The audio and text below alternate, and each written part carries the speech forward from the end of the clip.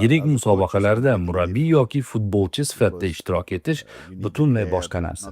Agar siz murabbiy bo'lsangiz, faqat o'zingiz haqingizda emas, butun jamoa haqida o'ylashingiz kerak. Terma jamoada har kuni ham jamoa bilan birga bo'la olmaysiz. Ularni doim bir yerga jamlay olmaysiz, chunki futbolchilar klublari safida ko'proq vaqt o'tkazadi. Shuning uchun birinchi galda vaziyatga to'g'ri yechim topish kerak.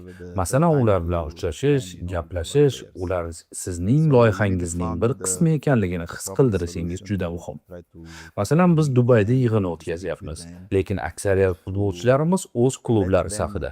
Shunga qaramay, men har biriga qo'ng'iroq qilishga, gaplashishga, aloqada bo'lishga harakat qilaman. Va albatta bu oson emas, lekin shuni tushunishimiz kerak. Biz jahon chempionatida ishtirok etamiz. Shu sababli barchasi juda muhim.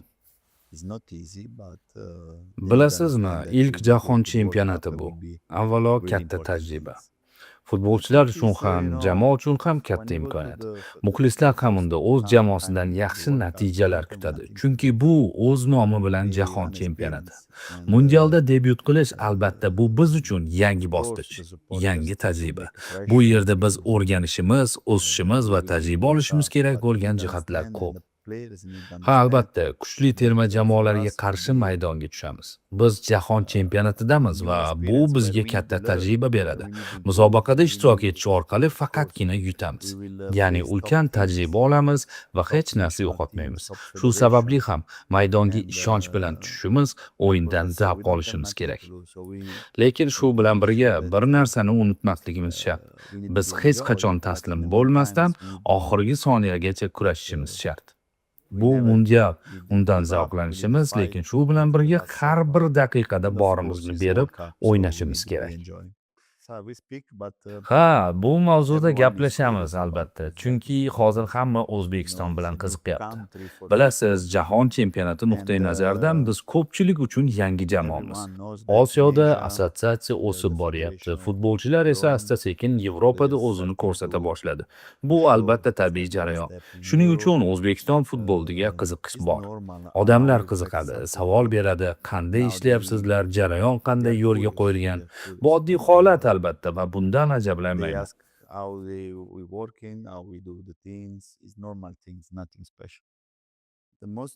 Bilasizmi, eng muhimi avvalgi murabbiylar qoldirgan tizimni, ularning ishlarini yo'qotib qo'ymasligimiz kerak. Shu poydevor saqlanib qolishi juda ham muhim. Lekin shu bilan birga biz rivojlanishga, ayrim kichik jihatlarni yaxshilashga harakat qilyapmiz. Balki bu o'zgarishlar mayda-tuylar, lekin maydonda ular katta ahamiyat kasb etadi. Men aniq bilaman, jamoada xarakter bor. Bizda jangchi xarakterdagi futbolchilar bor va bu menga juda yoqadi. Birga ishlashimiz, birga o'ynashimiz, kerak bo'lsa qiyinchiliklarga qarshi birga turishimiz kerak. Men uchun eng muhim narsalar shular. Ayni paytgacha o'tkazgan har bir o'yinimizda men shu ruhni ko'rdim. Yana bir muhim jihat, futbolchilar maydonda qo'rqmasdan o'ynashi kerak. Men ularning futboldan zavq olishlarini, xato qilishdan qo'rqmasliklarini xohlayman. Ular maydonda nimadir qilishga urinishi kerak. Agar biz faqat himoyalanish, padbor uchun kurash haqida o'ylasak, ha, bu ham kerak. Biz buni bilamiz. Kurashish shart. Ammo o'yinni yutmoqchi bo'lsak, albatta vaziyat yaratishimiz kerak. Nimadir qilishga, vaziyat yaratishga urinish uchun esa futbol o'ynashdan qo'rqmaslik kerak. Bilasizmi, bu masalada individual degan bo'lardi. Tushuning, hamma futbolchi har xil. Hammaning organizmi, tayyorgarligi, mentaliteti boshqacha. Lekin hamma bitta narsani tushunishi kerak. Biz may yoki iyunga kelib, shunchaki bitta tugmani bosish orqali tayyor bo'lib qolmaymiz. Bunga vaqt va to'g'ri tayyorgarlik va munosabat kerak. Men futbolchilar bilan bu haqida gaplashdim. Bizda jismoniy tayyorgarlik bo'yicha murabbiylar bor, dieta, to'g'ri ovqatlanish bo'yicha mutaxassislar bor. Umuman olganda jamoada yaxshi mutaxassislar brigadasi ishlayapti. Shu sababli har bir futbolchi shuni anglab yetishi kerak. Biz jahon chempionati haqida hozirdanoq o'ylashni boshlashimiz shart. Chunki 5 oydan keyin biz uchun nihoyatda muhim turnir boshlanadi. Hammaga ma'lum, Kolumbiya, Portugaliya kabi jamoalarga qarshi o'ynash bu albatta oson bo'lmaydi. Ular top terma jamoalar. Tarkibida top futbolchilar, yuqori saviyadagi o'yinchilar bor. Shunday paytda albatta biroz hayajon bo'lishi mumkin. Lekin shu bilan birga biz ham o'z imkoniyatimizni, kuchli tomonlarimizni bilamiz. Jahon chempionatida oson raqib yo'q. Qur'ada ham bizga kuchli raqiblar tushdi. Hattoki masalan Kongo ham guruhimizga qo'shilishi mumkin. Ularning aksariyat futbolchilari Angliya Premyer Ligasida o'ynaydi. Demak, bu ham oson bo'ladi degani emas. Eng muhimi biz tarix yaratyapmiz. Biz shu yerda ekanimizdan xursand bo'lishimiz, faxrlanishimiz kerak. Shu bilan birga mundialdan zavq ola bilishimiz, undan tajriba olishimiz zarur. Albatta o'z kuchimizga ham ishonamiz va maydonda nima bo'lishini esa vaqt ko'rsatadi.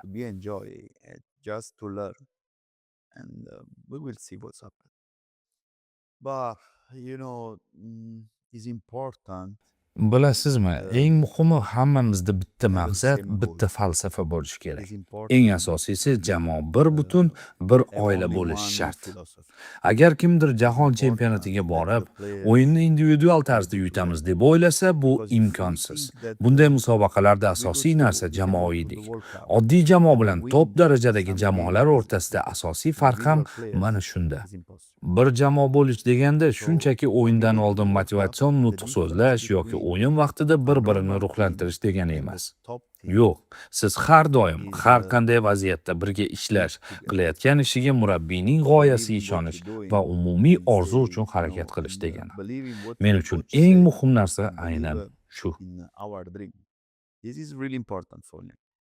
Ha, bu musobaqa jahon chempionatiga tayyorgarligimizning navbatdagi bosqichi bo'ladi. Bu yig'inda o'yinimizga va tayyorgarlik rejamizga yangiliklar qo'shishga harakat qilamiz.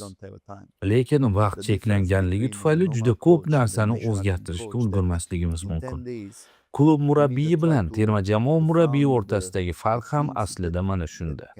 Sizda atigi 10 kun vaqt bo'ladi va shu vaqt ichida jamoaga yordam beradigan eng kerakli narsalarni topib, futbolchilarga buni singdirishingiz kerak. Har safar ana shunday. Imkoniyat bo'ldi deganda biz jamoaga foyda beradigan detallarni qo'shishga harakat qilamiz. Tayyorgarlik esa odatdagidek davom etadi. Biz Toshkentda o'z uyimizda, o'z bazamizda yig'in o'tkazamiz. U yerda nafaqat maydondagi o'yinni, balki jamoa atrofidagi barcha jarayonlarni ham yaxshilashga harakat qilamiz. Bizda maydonda bitta jamoa bor. Bular futbolchilar. Lekin maydon tashqarisida ham yana bitta jamoa. Murabbiylar shtabi, mutaxassislar, xodimlar mavjud. Ular har doim tayyor bo'lishi, maydonga tushadigan jamoa bilan yelkama-yelka mehnat qilib borishi muhim. Men shunday hisoblayman.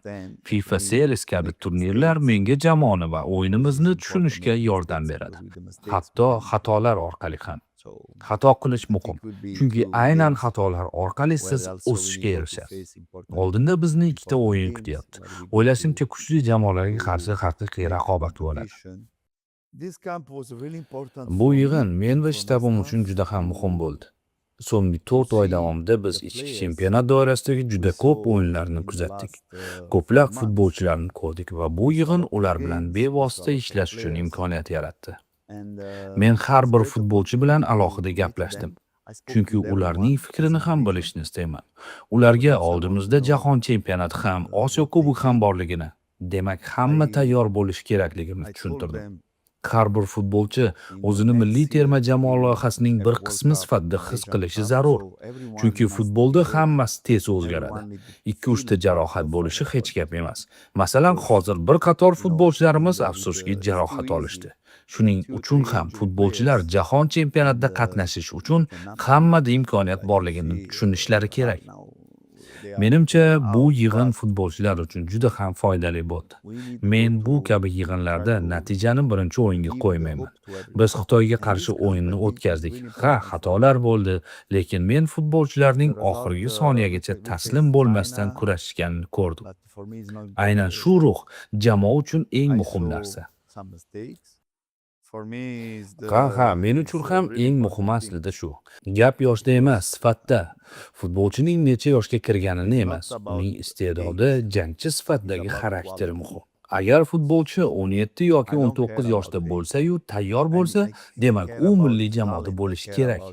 Nega uni shunchaki yoshi kichik deb U20, U23 jamoasida qoldirishimiz kerak? Agar qaysidir o'yinni ko'rgani borsam, bu shunchaki tashrif emas. Men futbolchini o'z ko'zim bilan real vaziyatda maydondagi harakatlarni ko'rishni xohlayman. Chunki safarda bo'lsam ham stadionlarga borishni yaxshi ko'raman. O'yinni jonli ko'rishga hech narsa yetmaydi. Uyda o'tirib, ketma-ket bir nechta videoni ko'rish, rostini aytsam, men uchun zerikarli. Men stadionga borib, futbolchini bevosita kuzatishni afzal ko'raman. Chunki ba'zida juda kichik detallar bo'ladi va uni video orqali ko'ra olmaysiz. Aynan o'sha mayda jihatlar keyinchalik juda muhim bo'lib chiqadi.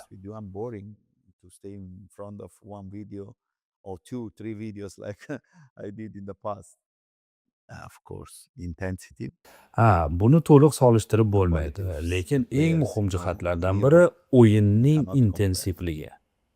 Intensivlik deganda shunchaki maydonda yugurish nazarda tutilmaydi. Bu to'g'ri va aqlli pozitsiya olish. To'g'ri yugurish o'yinning yuqori tempiga jismonan va taktik jihatdan tayyor bo'lish degani. Turli murabbiylarning falsafasi turlicha bo'lishi tabiiy. Lekin futbolchilar terma jamoaga tayyor holatda kelishlari kerak.